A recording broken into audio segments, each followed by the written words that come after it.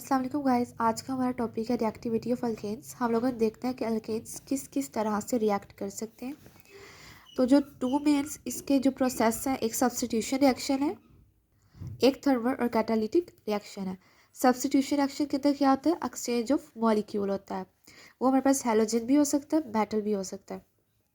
Thermal और catalytic reaction कौन से होते हैं कि एक कैटलिस्ट की प्रेजेंस के अंदर हाई टेम्परेचर में अल्केन्स जो रिएक्शन करते हैं, परफॉर्म करते हैं, उनको थर्मल और कैटालिटिक रिएक्शन कहते हैं। इससे नाम से पता चल रहा है कि हाई टेम्परेचर होना चाहिए और कैटलिस्ट भी मौजूद होना चाहिए।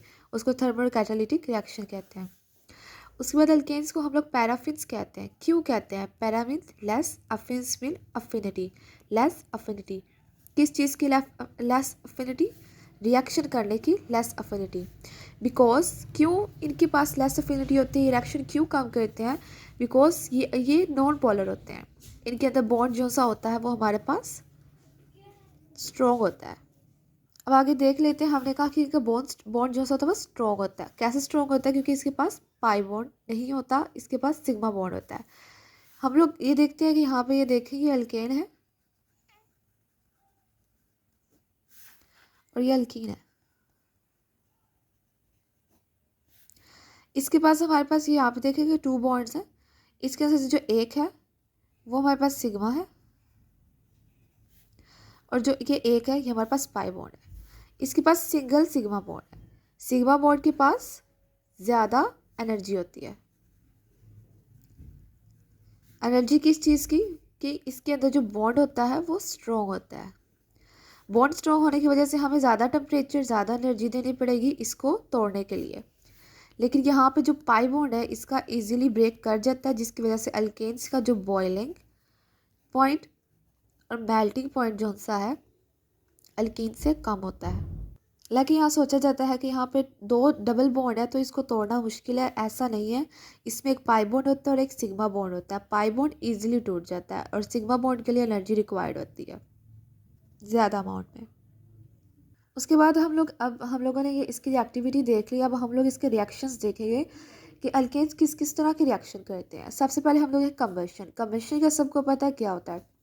बर्निंग ऑफ अल्केन्स या कोई भी कंपाउंड या कोई भी चीज़ में इसकी जो बर्न करती है the presence of oxygen. Oxygen की प्रेजेंस के अंदर कोई भी चीज़, अल्केन्स ले लें, अल्कीन्स, अल्काइल, जो भी कम्बशन का प्रोसेस, वो कम्बशन का प्रोसेस कहलाता है। ऑक्सीजन की प्रेजेंस के अंदर बर्न करना अल्केन का वो कम्बशन कहलाता है। अभी हमारे पास इक्वेशन है, ये हमारे पास है मीथेन, हमारे पास ऑक्सीजन है। अब हमने देखना है जब मीथेन बर्न करेगा ऑक्सीजन की प्रेजेंस के अंदर तो ये कौन कौन से कंपाउंड के फॉर्म करेगा। सबसे पहले तो हमारे पास कार्बन डाइऑक्साइड प्रोड्यूस होगी, उसके साथ हमारे पास वाटर प्रोड्यूस होगा। ये हमारे पास एक्सोथर्मिक रिएक्शन। अब हम लोगों ने देखना है कि कितनी एनर्जी हमारे पास रिलीज होगी।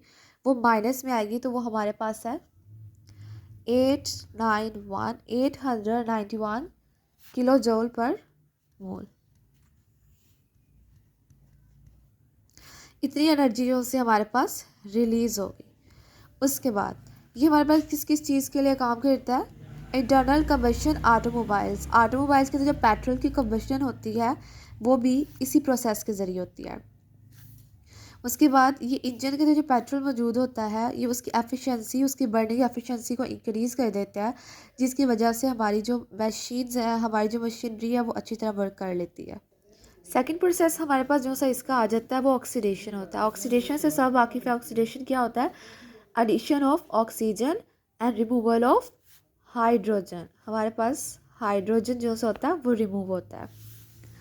अब हमारे पास ऑक्सीडेशन की भी टू स्टेट्स हैं। एक हमारे पास लिमिटेड ऑक्सीजन हमारे पास पाया जाता है और एक हमारे पास होता है कैटालिटिक ऑक्सीडेशन। मीन्स कि यहाँ पे हमारे पास ऑक्सीजन अच्छी क्वांटिटी में होता है और हमारे पास एक कैटालिस्ट भी होता है, कैटालिस्ट भी होता है हमारे पास। अब हम लोग देखें ना लिमिटेड ऑक्सीजन के अंदर हमारे पास क्या क्या चीज़ है। ये हमारे पास इसके हैं बाय प्रोडक्ट्स। बाय प्रोडक्ट्स है हमारे पास कार्बन ब्लैक और कार्बन मोनोऑक्साइड। अब हम लोग यहाँ पे लिखेंगे 2CO, कार्बन मोनोऑक्साइड बन जाएगी।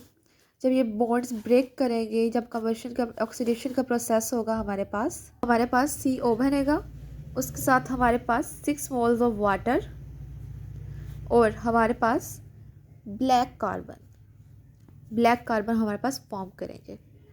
सेकेंड हमारे पास आएगा कैटालिटिक ऑक्सीडेशन, लोअर एल्केन्स। अब यहाँ पे लोअर एल्केन्स की बात की जा रही है कि लोअर एल्केन्स जो से होते हैं इन द प्रेजेंस ऑफ, वो बर्न करते हैं इन the presence metallic catalyst at high temperature. ये अब हमारे पास आ गया थर्मल और कैटालिटिक रिएक्शन।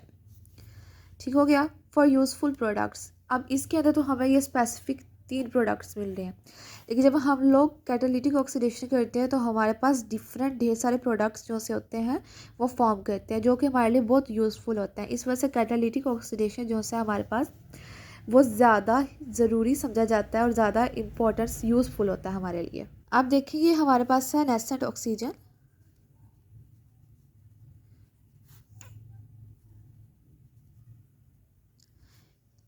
इसको हम लोग मोनो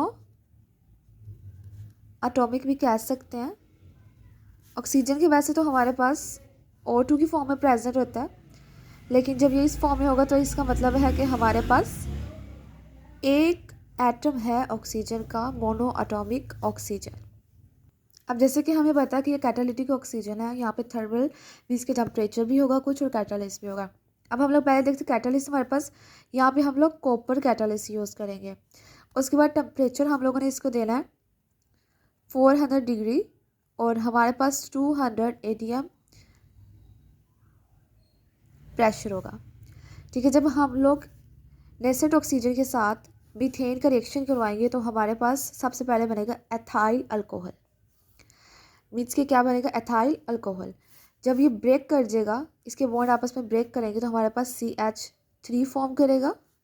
साथ हमारे ये जो एक H जो उसका है वो यहाँ आ जाएगा और ये जो नेसेंट है ये जाके इसके साथ अटैच हो जाएगा। ये हमारे पास बना देगा मिथाइल अल्कोहल। ठीक है। उसके बाद हम लोग लेना है मिथाइल अल्कोहल को, उसको फिर से हम लोग nascent in the presence of copper, हमारे पास catalyst 400 degree Celsius temperature 200 ATM pressure, इन सब चीज़ों के प्रेजेंस के अंदर हम लोगों ने ये रिएक्शन दोबारा से प्रोसीड करवाना है। तो हमारे पास आ जाएगा फॉर्माल्डिहाइड, साथ हमारे पास वाटर, फॉर्माल्डिहाइड। इसको हम लोग ऐसे भी लिख सकते हैं C+O H एंड यहाँ पे भी H। ये हमारे पास है फॉर्माल्डिहाइड। हमारे पास फॉर्माल्डिहाइड आ गया। सेम वही process in the presence of copper 400 degree Celsius and 200 ATM pressure. Formaldehyde को नेसेंट ऑक्सीजन के साथ रिएक्ट करवाएंगे तो हमारे पास बनेगा फॉर्मिक एसिड, जिसको हम लोग ऐसे लिख सकते हैं C+O OH एंड H। इसके साथ कोई बाई प्रोडक्ट मिल के कोई वाटर वगैरह की इसकी प्रोडक्शन नहीं होगी। फॉर्माल्डिहाइड से हम लोगों ने फॉर्मिक एसिड बना लिया। अब फॉर्मिक एसिड को हम लोगों ने दोबारा से सेम कंडीशंस में रखकर, सेम कंडीशन के अंदर रखकर हम लोगों ने नेसेंट ऑक्सीजन के साथ रिएक्ट करवा देना है। तो फिर जाके हमारे पास जो सा है कार्बन डाइऑक्साइड और वाटर बनेगा, जो कि हमारा ऑक्सीडेशन के एक मेन प्रोडक्ट्स होते हैं, वो हमारे पास बनेंगे CO2 + H2O। अभी देख सकते हैं जब हम लोगों ने यहाँ पर लिमिटेड ऑक्सीजन के साथ रिएक्शन करवाया तो हमारे पास 3 प्रोडक्ट बने, कार्बन मोनोऑक्साइड जो कि हमारे लिए, और कार्बन ब्लैक और वाटर। कार्बन मोनोऑक्साइड भी इतनी यूज़फुल मीन्स कि हार्मफुल होती है हमारे लिए, इस वजह से ये जो लिमिटेड ऑक्सीडेशन होती है वो हमारे लिए इतनी यूज़फुल बेनिफिशियल नहीं होती जितनी कि हमारे पास कैटालिटिक होती है। क्योंकि आप देख सकते हैं कि इसके अंदर हमारे पास बहुत से प्रोडक्ट जैसे methyl alcohol, formaldehyde, formic acid बन चुके हैं और फिर जाके हमारे पास कार्बन डाइऑक्साइड और वाटर की फॉर्मेशन हुई है। अब जैसा कि हम लोगों ने सबका देखा कि उनके यूजेस कहाँ होते हैं, तो अब हम लोग ये देखें कैटालिटिक ऑक्सीडेशन से जो हमारे पास प्रोडक्ट्स आते हैं मीन्स के वो हमारे लिए किस चीज़ के लिए यूज़, ये ऑक्सीडेशन हम लोग कहाँ यूज़ कर सकते हैं। प्रिपेयर सोप की प्रोडक्शन के लिए और हायर फैटी एसिड की प्रोडक्शन के लिए, इंडस्ट्रीज़ के अंदर, और वेजिटेबल ऑयल्स के लिए, वेजिटेबल ऑयल की प्रोडक्शन के लिए हम लोग ये ऑक्सीडेशन प्रोसेस को यूज़ करते हैं। उसके बाद हमारे पास लास्ट हमारे पास है नाइट्रेशन। इसके बाद अगर हैलोजिनेशन भी है, लेकिन वो हमारे पास लॉन्ग क्वेश्चन है, वो हम लोग नेक्स्ट वीडियो में करेंगे। नाइट्रेशन हमारे पास addition of nitro group, NO2 is called nitro group, और नाइट्रो ग्रुप हम लोग कहाँ से लेते हैं, HNO3। HNO3 से हम नाइट्रो ग्रुप लेते हैं, हम लोग इसको कुछ यूँ करके लिख सकते हैं,